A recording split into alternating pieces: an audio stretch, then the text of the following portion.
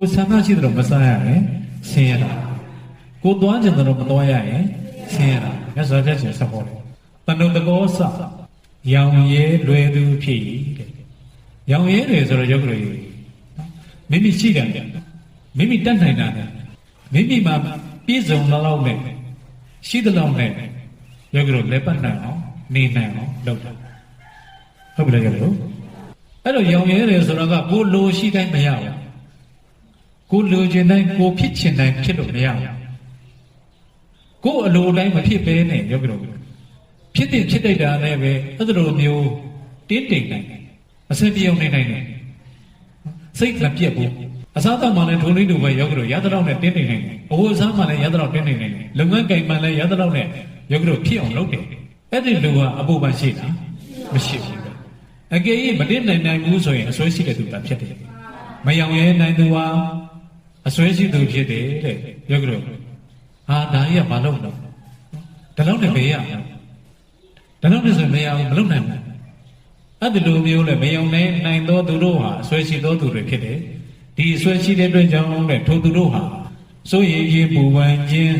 ကိုယ်ဆင်းရဲခြင်းစိတ်ဆင်းရဲခြင်းဒုက္ခသစ္စာတွေဖြစ်ကြလေကုန်ပြီဒါကြောင့်မလို့လဲသစ္စာလေးပါးကိုထိုးထွင်းသိမြင်ကျင့်သုံးသောသူတို့သည်တဏှုတကောစ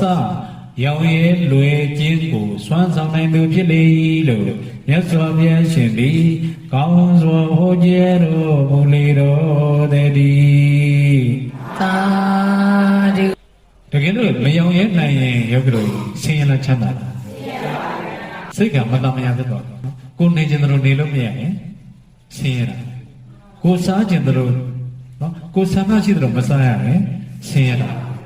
ကိုသွားခြင်းတို့မသွားရရင်ဆင်းရဲတာ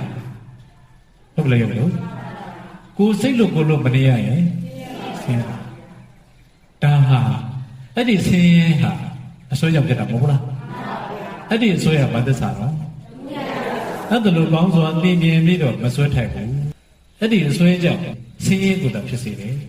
လောကနိုင်တဲ့